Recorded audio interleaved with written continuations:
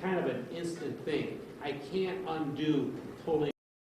If I plunge a knife into you and I pull the knife out, I can't undo the damage I just did to you.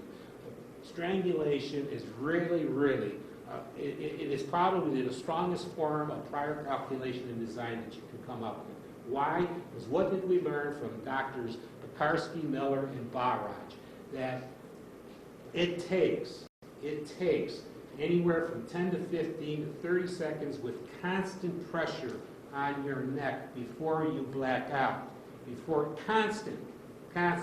Most people would try to resist that, maybe break the mode or break the grip, but it takes at least 10 to 15 to 30 seconds of constant pressure to the arteries, carotid arteries, which is taking blood to the brain. The blood goes up to the brains via the arteries, and then through the jugular vein, it gets processed and it leaves the brain. Goes in as good blood, comes back as bad blood because of the carbon dioxide stuff and all that, what have you. But the bottom line is the pressure on the neck is compressing the arteries, where you are now interrupting the blood flow to the brain. If you do it long enough, you're going to pass out. You're going to lose consciousness anywhere from 10 to 15 to 30 seconds. But if you stop, life still goes on. It takes another anywhere from 3 minutes to 5 minutes of constant pressure to cause enough brain damage which eventually results in your death. 3 to 5 minutes of uninterrupted constant pressure. That is a long, long time. That is a blueprint for a prior calculation and design if there ever was one. Because you can stop. You can't unpull a trigger. You can't unplug a knife that thrusts into somebody. But you can stop strangling somebody. But he was on a hell-bent mission to cause their death by means of strangulation, whether it's a choking hold or by ligature. You got 7 of those. And he chooses the place. It's his house. This is not something that's happening out on the streets. It's happening within the confines of his house. So it's all there. And it's very important to understand the mechanics of strangulation. I cannot emphasize that enough. If you remember anything at all about what I've told you, remember the mechanics of strangulation. 3 to 5 minutes of not compression, but compression that is constant.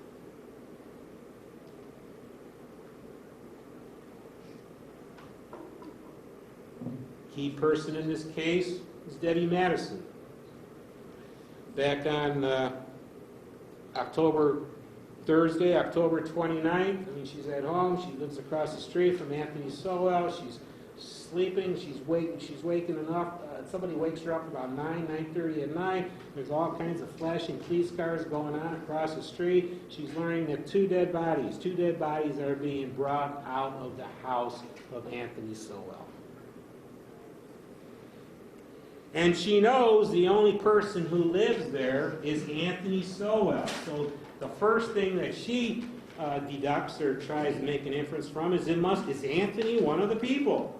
So the lady knows that Anthony has a sister living on 130th and Abel, gets in her car, drives over there to find out if they know anything about the whereabouts or to alert the family that Anthony might be the one being pulled out of the house on Imperial. But when she goes over there, she finds Anthony Sowell there. Anthony playing a video game. Anthony, you better come back to your house. Something's going on with your house. He leaves there. His nephew was going to come with him. He says, no, you stay behind. He goes out to the car, and he makes this comment. It's all going to come out now. From his mouth to her ears. And she says, there's 2 bodies there. And he says, yeah, I know. That girl made me do it. This is what he said to Miss Debbie Madison. Takes them back to the intersection of 123rd and Imperial. It says, as far as he wants to go, take me back to my house. And she does, and he gets whatever belongings he has at his sister Tressa's house, and off he goes until he's arrested a couple days later on Halloween of all particular dates. Which leads us to the interrogation, which, you know, ladies and gentlemen, just to keep in mind, you got all this stuff is evidence that if you choose to listen to or look, you will have. During the course of the trial, I picked out photographs that I thought were relevant, that we brought in Christine Rayburn to show you a slideshow of 600-700 photographs. You got all those. If you want to go back and play them, be my guest. But, you know, at some point in time, we'd still be talking about them if I don't, you know, try to narrow them down to something more manageable. But getting to here now, the police interrogation of Anthony Sowell on October 31st. First, he's being interviewed by Lieutenant Ballmiller, and I always remember, first they're talking to him about Lala. They're talking to him about Lala and the allegations that are being made about him. And then I always remember about 38 minutes into this, Lieutenant Ballmiller just says, Anthony, next 10, 15 minutes of your life are going to be very important. We found some folks up there, Anthony. And you go back there at 38 minutes and he just starts quivering and shaking and what have you. But what are some of the highlights of this 10-hour plus interviews between members of the police department and Anthony Sowell? Well, in the part 1, which is the part 1, there's 5 tapes here, ladies and gentlemen, so that's part 1. Basically, part 1 is when the sex crimes detectives interview him. He says that he acknowledges that Sir Gurna lived on the first floor, hasn't been in the house for a long time due to health problems. He tells us what we already know. He admits that he had sex with Lala with regard to this complaint. He admits the sex. However, he acknowledges the presence of an extension cord, which he says he used to wrap around her neck to leave those marks, but claims that she wanted to whip him with it. Keep in mind the marks around his neck. All right, so, he is out in left field when it comes to that. Because all you got to do is, he admits the extension cord when he tries to place it on her, but he's not the one with marks, strangulation marks around the neck. She is. Then that's when Ballmiller confronts him about the bodies upstairs. He knows what Ballmiller is talking about. There's no denial. In fact, during 10 hours of being interviewed, about 6 dead bodies up in your premises where you live, at no point in time did Anthony Sowell ever deny being responsible for it. You come to me, Objection. He never denied it. Sustained. He never denied it. Objection. Sustained. Well, then play the tape and draw your own conclusions. Objection. Overruled. He says in this interview he first lost control after he broke up with his girlfriend. We know that. Says his ex-girlfriend is not one of the bodies. This is a conversation where he agreed to talk to the police. He didn't have to, but he agreed to. He waived his rights.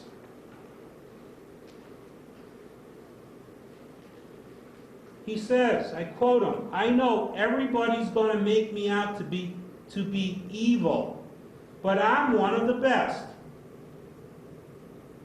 Can you imagine what one of the worst is? I buy people food. I cook for them. That girl upstairs, she come by. She always needed to borrow a few bucks. Question, how come you let Lala go? Answer, she didn't do anything to me. How many times, Anthony, did you lose control? He says 10 to 15. says he met his girlfriend specifically on July 7th of 2006. Lala says it was July 7th of 2005. He acknowledges that he's lived by himself for the past year and a half. That's important. That he lived with his girlfriend for 2 years. The last time he was in the house was Tuesday, October 27th. Then he says, and I'm quoting, "You want to know what happened? I just had a breakdown after me and my girl broke up." He remembers that all 6 people are black and female. He remembers that he met them all in the Mount Pleasant and Kinsman area. He remembers that they all came over to get high. He remembers seeing a missing persons poster, thinks her name was Michelle. Again, he says all this happened after he broke up with his girlfriend, that the girlfriend had stayed with him on the 3rd floor, told the other detectives, this is when he's talking, part 2 is when he's talking to Griffin and Smith. He admits he told the other detectives that there are about 10 bodies in total. Well, what makes you say that? He says, "I don't know, it just comes to me. Can't give any names, but bring me pictures." Talked about in dreams how he hurt people with his hands, how he choked them. I know one thing that I think always made me mad was that they had kids and that they were out on the street. That was the big thing. Every female that came to his house used drugs. Things started, quote, not being cool, unquote, after March of 2009. I think it's got a month off. It's more like April of 2009. Things were not being cool there, ladies and gentlemen. Remembers that all the girls were black, nobody young. When asked why their hands would be bound, he said, "I guess I did that too." Griffin would say, "Why do you say that?" His answer, "Nobody else could have done it." Exactly. Nobody else could have done it. He differentiates between the good ones and the bad ones. The bad ones were the ones doing drugs when they had kids at home.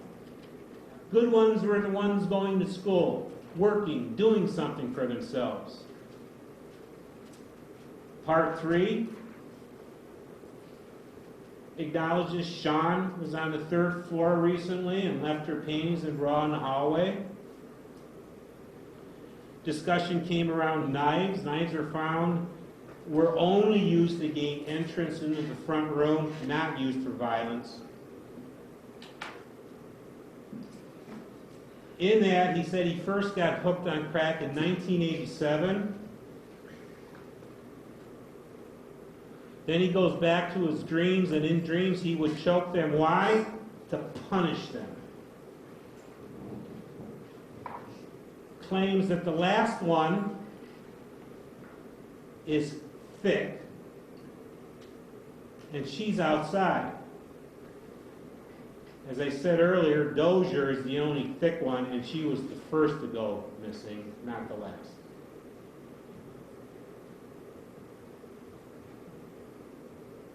All this trouble of remembering things. They're just questioning him on 6 bodies. They wouldn't find 5 more until several days later. And he's got to be confused in his mind as to how many or which ones are you talking about. Especially when it comes to the backyard.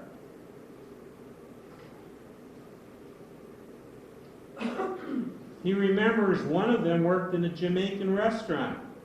Well, we heard that from Jas Smith Groves, who said that Diane Turner washed dishes at the Jamaican restaurant called Daly's. He remembers the one under the basement